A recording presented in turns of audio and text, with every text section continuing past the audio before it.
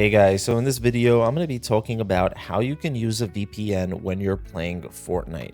Now, first we have to discuss what is ping and what is a VPN in case you don't know. So ping is going to be the measure of time that it would take, the amount of time basically that it's going to take for data to go from your computer over to the gaming server, so to the Fortnite game, and then back to you. So the longer that takes, the worse your lag is going to be and the harder it is going to be to play the game. Whereas if you have low ping, that means that you're sending over information to the game and getting it back very fast, and you're going to have a much smoother game. So we want to get low ping.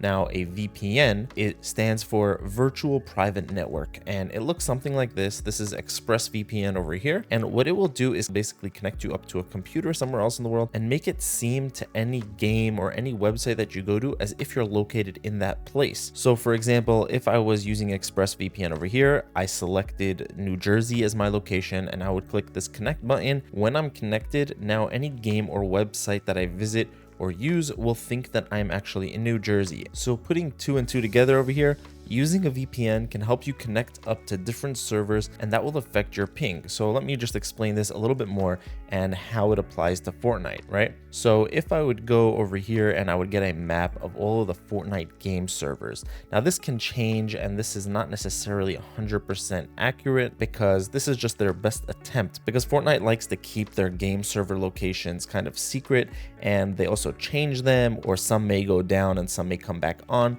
So this is just kind of like an approximation. But let's say you lived somewhere in the middle of Russia, right? Now you're going to be really far away from any of these gaming servers. So using a VPN and connecting up to a server in the VPN that would be close to one of these game servers can potentially help you reduce your ping. And if you want to find out what your ping is right now before even going into the VPN, I have two ways for you that you can do this. You can do it without even going into the game by just going to this website over here, gameserverping.com, and they have a Fortnite Battle Royale option, and they'll give you the main servers for each region, because Fortnite divides up the game into different regions and there are servers in different regions. And because I'm in Europe, I'm getting the best ping to Europe and the Frankfurt server. And you can just see this really easily without even starting up the game. If you have the game open, all you'd have to do is go to your profile, go to the settings over here, go to the gear icon, and then the matchmaking region, this first one, click on that, and you'll see these regions again,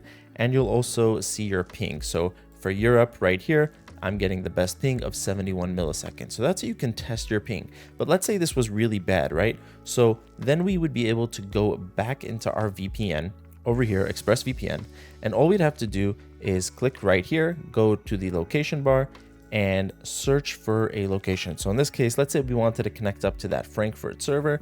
I would just search for Frankfurt and click on that, and then click on this location button. Now, if I was getting bad ping, hopefully I'm going to be connected up just a bit closer to that gaming server, and this could help you get better ping if you're already having bad ping.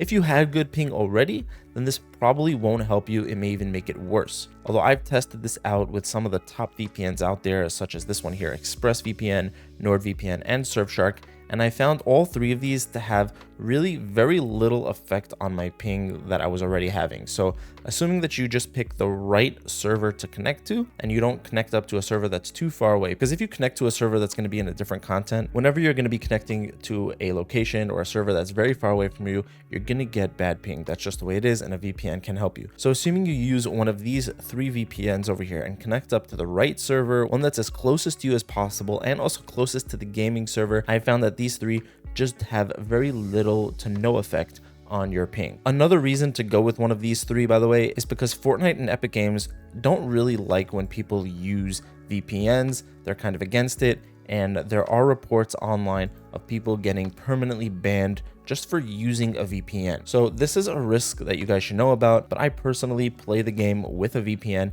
Nothing has happened to me, and I'm pretty sure this is because people that are getting banned for using a VPN are just not using the right VPNs. They're not using premium high-level VPNs like these ones over here.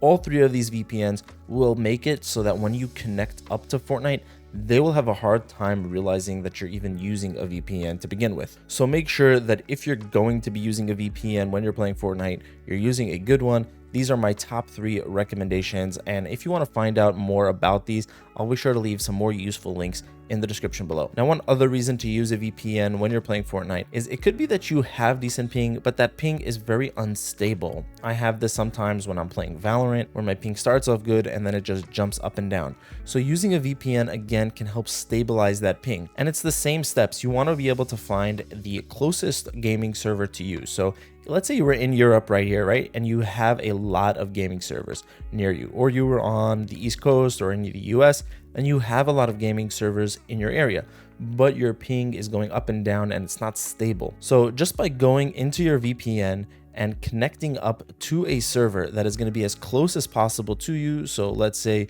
you were in the US, we can just try to connect to a server in Washington, DC, right there.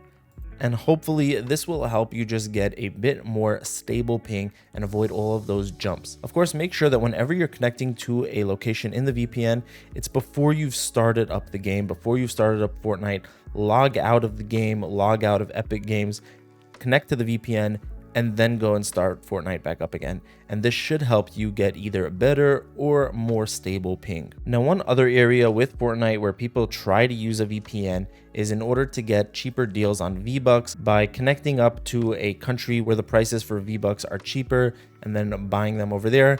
I have to tell you though, I've researched this and Epic Games is really good and making sure that people don't do this. I have another video, which I'll be sure to link below, where I spoke about maybe the best way to try to do this, but in general, I just don't recommend it. They're really good at tracking you down and your account will probably get banned. Now, one last thing before we sign off over here is just to talk a little bit about these 3 VPNs and the differences between them in case you're trying to make a decision for yourself. So ExpressVPN is my go-to VPN. That's the one that I use the most. It's my favorite. I've tested a lot of different VPNs, both paid and free, and I always come back to Express. It's just very simple and easy to use. It doesn't get in my way. I have a lot of different applications running, and Express is the easiest on my computer. It doesn't get in my way as much, and it also just works really well. All of its servers are optimized for gaming, torrenting, and streaming, and they have the most security audits, which means that they have had third-party companies come and checked out their system and make sure that they're not keeping any personal information local on their own servers, and they've done that many times.